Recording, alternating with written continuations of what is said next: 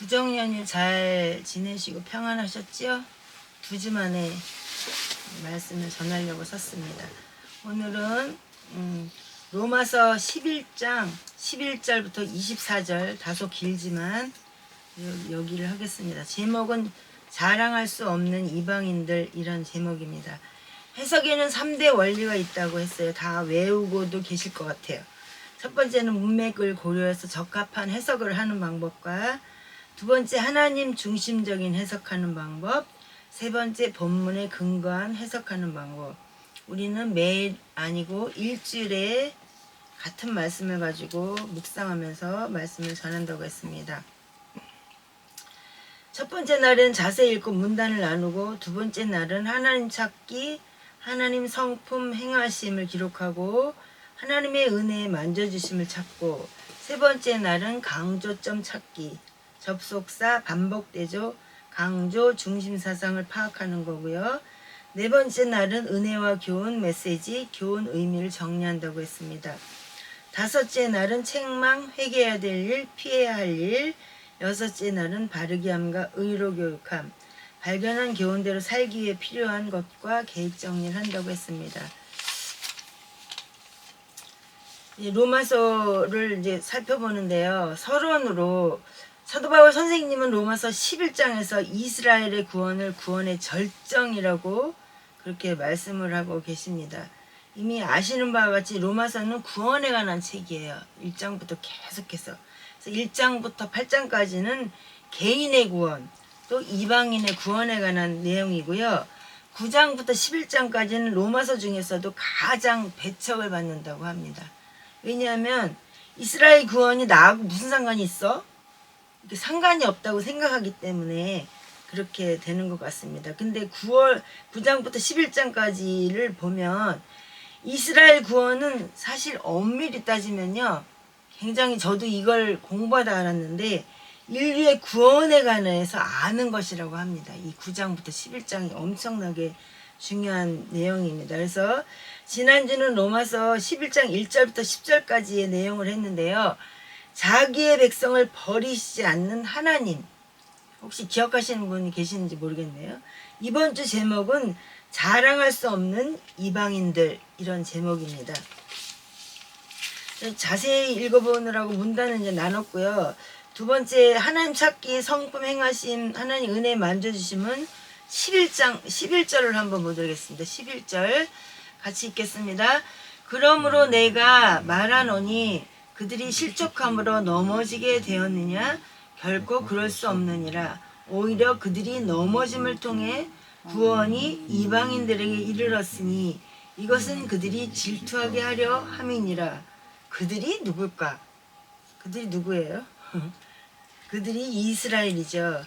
이스라엘 백성들은 사실은 그들의 종교적인 기득권이나 불신앙, 불순종, 오만 때문에 사실 메시아를 죽였어요. 그죠? 그래서 메시아를 환영하지도 않았고 또 영접하지도 않았어요. 그러니까 어떻게 따지면 실패한 거예요. 그래서 여기는 저는 이거를 11절을 하나님의 은혜 만져주심으로 봤어요. 왜냐하면 그들의 넘어짐을 통해 구원이 이방인들에게 이르게 하셨기 때문이에요. 근데 이스라엘의 실패가 없었다면 이방인의 구원도 없었다는 거예요. 저도 이거 이제 11장을 공부하면서 어머 그렇구나 라고 진짜 깊이 은혜를 받았습니다. 바울의 1차, 2차, 3차 전도 여행을 통해서 복음은 중앙아시아에서 시작을 됐는데요. 터키를 지나서 지중해를 건넜고 빌보로 갔고, 다시 학문과 철학의 도시 아테네로 갔고, 상업의 중심지인 고린도로, 종교와 예술의 도시인 에베소로, 그리고 당시 세계의 중심이었다고 하는 로마까지 침투해 간 건데요. 로마가 기독교를 국교로 선포했죠. 그래서 온 유럽이 복음화가 되었다는 것입니다.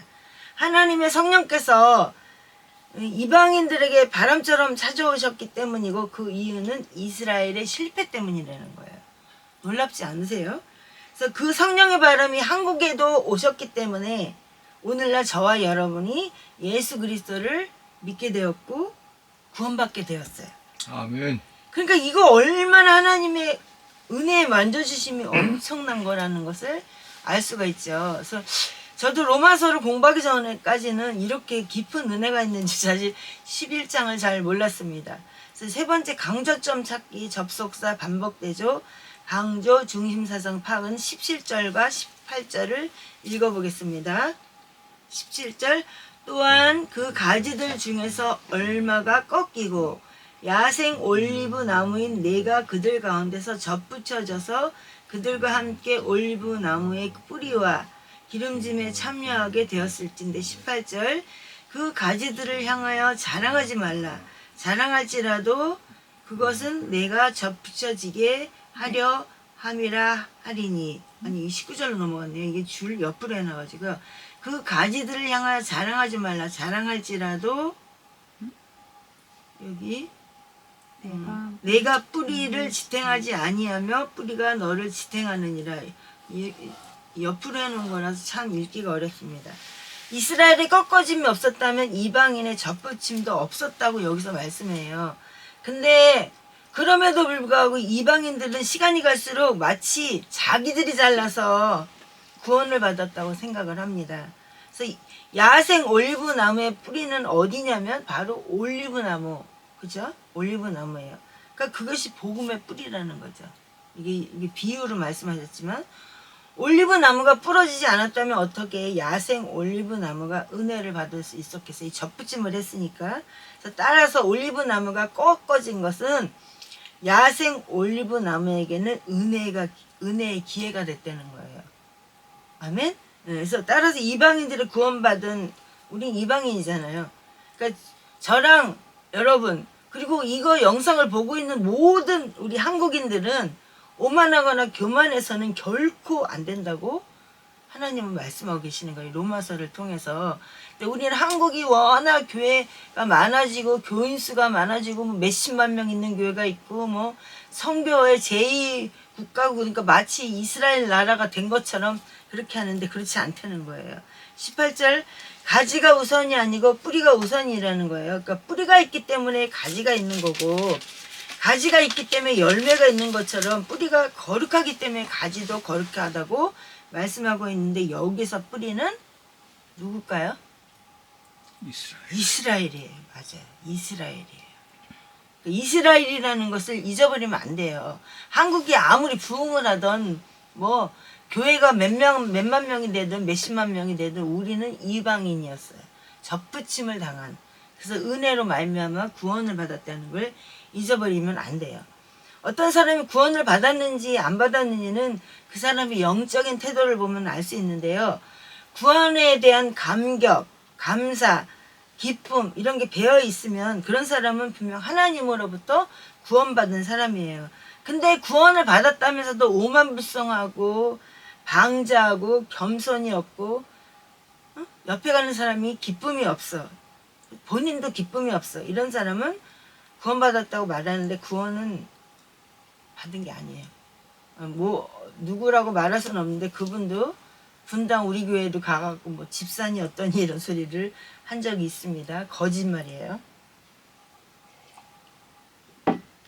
참으로 구원받은 사람의 태도는 항상 겸손하고 눈물이 있고 온유하고 감격이 있어요. 그래서 이 감격이 얼마나 큰지 다른 나라로 가서 선교사까지 가가지고 복음을 전할 정도가 되는 거예요. 그러니까 선교사가 되는 것은 자기만이 아니라 자기를 뛰어넘어서 외국에 가서라도 복음을 전할 만큼 열정이 뛰어난 사람들, 그런 사람들이라는 거죠. 그래서 믿지 않는 자기 종족에 대해서 가슴 앓이를 하던 바울 사도의 모습이 바로 이런 모습이 아니었을까? 선교사님의 모습이기도 하죠. 은혜와 교훈 메시지, 교훈 의미를 정리하는 것은 저는 16절을 은혜절로 봤습니다. 같이 읽겠습니다. 첫 열매가 거룩하면 덩어리도 거룩하고 뿌리가 거룩하면 가지들도 그러하니라. 제가 이제 세 가지 성경을 읽는다 그랬는데요. 제가 성경을 이렇게 다 여기다 쓰지 않았어요. 왜냐면은 이 번역이 너무 이상하다 보니까 진짜 헷갈린다 이렇게 느껴지는 세 가지 성경이었습니다. 그래서 그냥 이번에는 킹제임스 성경 가지고 말씀을 나누겠습니다. 떡덩이가 거룩해서 가루가 거룩한 것이 아니잖아요. 첫 열매 즉 가루가 거룩하기 때문에 덩어리가 거룩하게 됐다는 거죠. 그게 무슨 말이에요? 이스라엘이 거룩하기 때문에 이방인인 우리도 거룩하다는 거예요. 이 사실을 우리는 잊지 않아야 됩니다. 아멘. 그래서 원래 우리에게 복음을 전해주신 분이 누구예요? 우리는 미국으로부터 전함을 받았어요. 근데 사도 바울은 어느 나라 사람이에요? 이스라엘 사람이잖아요. 그죠? 그러니까 이스라엘 사람으로부터 뭐 아브라함, 이삭, 야곱 다 그러니까 그 원어대로 읽으면은 다 한국 번역이 되게 이상하지만 다 누구예요? 다 이스라엘 사람들이에요. 그렇잖아요?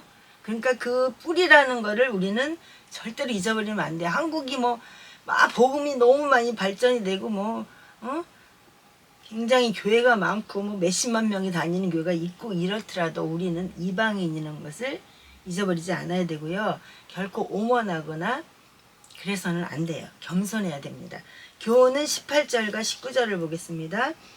그 가지들을 향하여 자랑하지 말라. 자랑할지라도 내가 뿌리를 지탱하지 아니하며 뿌리가 너를 지탱하느니라. 이렇게 말씀하셨고요. 19절 그러면 내가 말하기를 그 가지들이 꺾인 것은 내가 접혀지게 하려 함이라 하리니 이렇게 말씀하셨고 20절 옳도다 그들은 믿지 아니함으로 꺾였고 너는 믿음으로 통하여 서 있느니라 높은 마음을 품지 말고 도리어 두려워하라.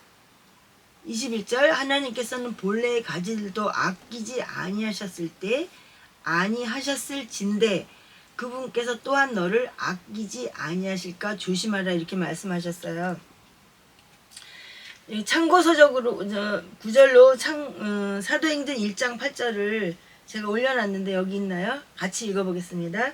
오직 성령님께서 너에게 임하신 뒤에 너희가 권능을 받고 예루살렘과 온 유대와 사마리아에서 그리고 땅의 맨 끝 지역에까지 이르러 나를 위한 증인이 되리라 하시니라 이렇게 말씀하셨어요. 이 말씀에 근거해서 이방인이었던 저와 여러분들이 구원을 받았잖아요. 복을 받았어요. 근데 이스라엘은 아직도 어때요? 메시아를 기다리고 있어요. 그죠? 이전에 오셨던 초림 예수님을 거부하고 영적 빈곤 상태에 있습니다. 그렇다 그래서 하나님이 이스라엘을 버리셨다 그랬어요? 지난주까지 공부했던 것 중에서 절대로 그렇지 않다고 말씀하셨어요. 그래서 지난주에 우리가 말씀을 상세히 살펴봤는데요. 예수님께서 온 인류를 구원하시기 위해서 못 박혀 죽으시는 희생양이 되신 것처럼 이방인들을 구원하시기 위해서 이스라엘이 희생된 거라는 거예요. 그래서 이제 저는 그런 사실을 이거 공부하다 알았는데요. 그들이 학살을 당하고 600만 명이 희생될 만큼 큰 죄를 이스라엘이 지은 것이 아니라 어떻게 했다고요? 또 메시아를 죽였기 때문에 그렇게 말해서도 안 되고요.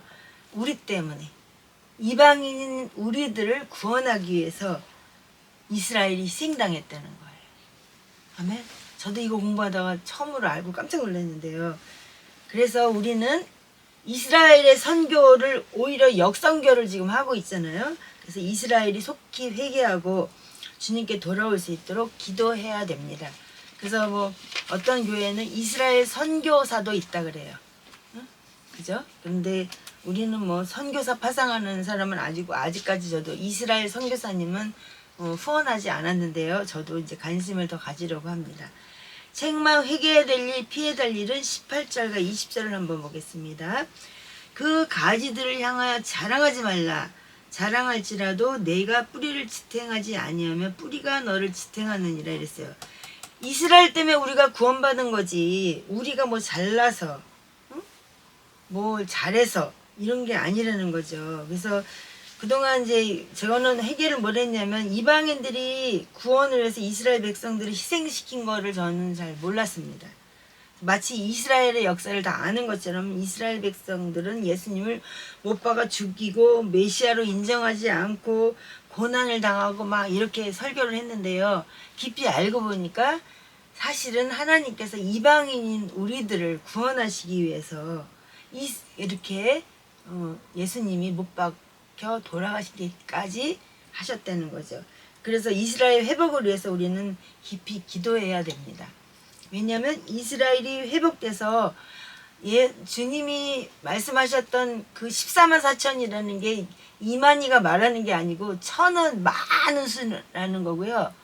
만이라는 건 헤아릴 수 없는 숫자라 그래요.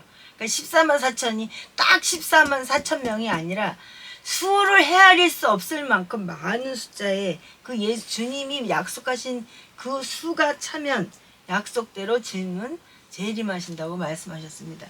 근데 주님의 재림에 대해서 너무 등한히 하기 때문에 주님이 오시는 건 1000분의 1초로 우리가 올라간대요.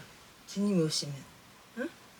그런데 사람들은 구원받은 거로 감사한 거는 많이 안 하지만 주님의 다시 재림하시면 우리가 어떻게 한다고요? 주님께 부름받아 갑자기 사라지는 그런 거, 그런 거에 대해서 우리가 대비하지 않는데 언제나 신앙생활, 내가 지금 주님 안에 바로 살고 있나?